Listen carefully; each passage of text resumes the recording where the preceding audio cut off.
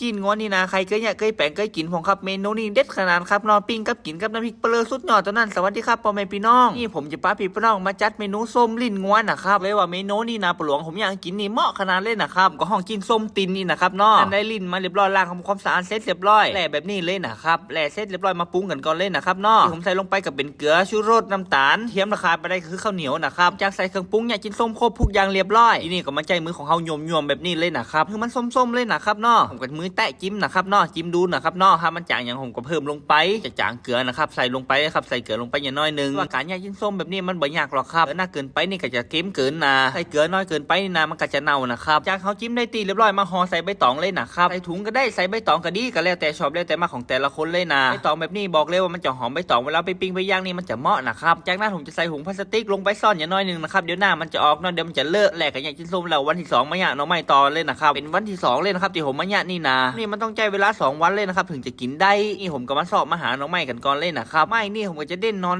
น้อยๆนะครับบ่เอานอนใหญ่นี่นะมันจะซุกจ้านะครับนอมันบาดทันใจก็เลยเลือกเอาแต่นอนน้อยๆนะครับนอนน้อยเวลาไปต้มนี่นะมันก็ซุกง่ายมันก็หวานง่ายตัวนะครับแล้วก็มันก็กินง่ายตัวให้น้องใหม่มาเสร็จเรียบร้อยปอกเอาเปลือกเอากาบมันออกกันก่อนเลยนะครับไอ้สวนหลังบ้านแบบนี้อยากกินตอนใดก็มาเอานี่นะสบายใจขนาดเลยนะครับนี่บอกเลยว่าออกแหบกินบะตันเลยคนนั้นกินแบ่งให้คนนี้กินนะครับเนาะคนนี้ก็บอกมาเอานะครับเนาะเพราะมันขอบ่ค่อยยากกันนี่นะครับเนาะเลยว่าถ้าได้ลงตลาดเนี่ยเป็นตั้งหมดนะครับน้องใหม่นี่นะตอนนี้น้องใหม่นี่นะผมกำลังขยายเป็น4-5 ก่อเลยนะครับว่าสักปี2 ปีนะได้ขายตามตลาดแน่นอนน้องใหม่นี่นะมันออกตลอดปีนะครับก็จะมีเทคนิคอย่างหลายๆอย่างเหมือนกันนะครับตีเนี่ยน้องใหม่มันสีเหลืองโอกาสดีนะผมจะไปซื้อเฟียงหรือฟางนะครับหน้าน้องใหม่เรียบร้อยก็ฮดน้ำนะจากนั้นน้องใหม่ของมันจะออกละสีมันจะเป็นสีเขียวแบบนี้นะครับเป็นสีเหลืองๆเหมือนน้องใหม่สร้างเลยนะแบบนั้นบอกเลยว่าน้องใหม่จะราคาดีนะครับจะแก้เปลือกแก้กับน้องใหม่เส้นออกเรียบร้อยดังไฟกันก่อนเลยนะครับนี่นะผมก็จะต้มข้ามคืนเลยนะก็จะได้กินนี่เนาะใจเวลาเหมือนกันดังไฟเสร็จแล้วเอาหน่อไม้ไปล้างความสะอาดเสร็จเรียบร้อยเอาน้ำใส่ในหม้อเอาหน่อไม้ไปต้มเลยนะครับว่าเมนูนี่นะผมเนี่ย3 วันเลยนะครับน้องก็จะได้กินนี่นะวันนี้ก็เข้าวันที่3แล้วนะครับนี่ผมจะป้าปีป้าน้องมาเนี่ยเมนูล้ำๆเลยนะครับน้ำพริกเปลือกผมใส่ลงไปเป็นพริกและกระเทียมนะครับกระเทียมมีกระตำขึ้นมาแล้วนะครับน้องพริกที่จะมาเนี่ยน้ำพริกเปลือกนี่นะบอกเลยว่าต้องเป็นพริกสีแดงนะครับพริกสีเขียวเนี่ยมันจะเหม็นเขียวเนอะผมจะใส่ปลาปากกระเดลงไปแล้วมาปรุงรสชาติตามใจชอบกันก่อนเลยนะครับใส่ชูรสลงไปนี่ผมจะใส่ส้มมะกรูดลงไปนะครับส้มมะกรูดนี่มันจะหอมผมเค็มด้วยน้ำปลายอดน้ำเปล่าลงไปอย่างน้อยนึงจากนั้นผมจะใส่มะเขือแจ้ลงไปอย่างน้อยนึงนะครับเนาะใครมีมะเขือขนหรือมะขี้ปูเนี่ยใส่ลงไปนี่ก็จะมีรสชาติส้มนะครับตามน้ำพริกเสร็จเรียบร้อยป่ะทีนี้มาพอส้มลิ้นงัวของเขากันก่อนเลยครับว่าจะกินได้หรือว่าจะเน่าเรียกว่าตอนแกะเนี่ยผมรุ่นขนาดเล่นนะครับบอกเลยว่าพานนะครับเนาะเลยว่าหอมโซขนาดเล่นนะครับแกะออกมาแบบนี้ไม่ได้กินดิบนะครับเนาะของจะไปปิ้งไปย่างกันก่อนนะครับถึงมันจะเหมาะไม้ของเขาก็ได้ตีเรียบร้อยนะครับไฟก็แรงพอดีเลยจะมาปิ้งนี่นะผมจะเอาขี้เตามาใส่ในเตากันก่อนนะครับพอไฟมันแห้งนี่นะส้มจิ้นงัวของเขาเนี่ยมันจะไหม้นะครับเนาะกับประมาณนี้เลยนะครับเนาะเหมาะอ่อนแบบนี้ล้ำขนาดกับน้ำพริกเปลือกนี่นะได้พักแว่นมากับแหมกับนะสุดยอดตอนนั้นบะคอยสุดต่อได้นะครับนี่คือเดอะเบสเลยครับลิ้นงัวนี่นะส้มลิ้นงัวนี่นะเหมาะขนาดนี่นะมันจะกรุบกับเลยนะครับจวนน้ำลายขนาดลิ้นงัวนี่นะเนี่ยเมนูไหนก็ล้ำไปออมก็ได้จะเอาไปนึ่งกับเหมาะเอาไปย่างแบบนี้ก็สุดยอดตอนนั้นนี่แน่นี่นะน้ำพริกเปลือกวันนี้บอกเลยว่าล้ำขนาดปลาปากกระดีมาจากสุรินทร์เลยนะครับสะอาดขนาดเลยนะครับนี่บะหมี่เลยนะครับเนี่ยสะอาดแต่ปลาเจ้านี่นะใส่ตำมะเตดหรือส้มตำก็ล้ำเหมือนกันนะบอกเลยว่ากินนี่นะบอกเลยหอมขนาดเลยว่าปลานี่นะผมติดใจขนาดเลยนะครับโอกาสนี่นะผมว่าจะสร้างมาใหม่เป็นสั่งนักๆเลยนะที่นี่น้ำพริกเจียวปลานี่นะทางอีสานนี่นะบอกเลยว่าหลายๆคนนี่ติดใจในน้องถ้าได้กินนะนี่สาวเมมก็อยู่ข้างๆนะครับสาวเมมมาออกกล้องเมนกอที่ว่าสาวเมมยังไม่ได้อาบน้ำแต่เลยนะครับนอตื่นขวายตัวผมนี่นะตื่นเจ้าอยู่แล้วนะครับนอยังคือปีที่น้องได้ลองฝีมือผมเลยนะครับพริกเปลือกนี่นะบอกเลยว่าเหมาะขนาดพี่น้องคนนึงคอมเมนต์มานะครับเคสหลงตัวเองหรือเปล่าว่าอยากกับเขาล้ำอีนะเปิ้นว่ามาเนาะเปิ้นเซลมาบัลล้ำกับอะไรอยากคือปีที่น้องหลายๆคนได้มาลองจิ้มเหมือนกันนะครับเนาะบัลล้ำกับเน้นผงชูรสไปกะ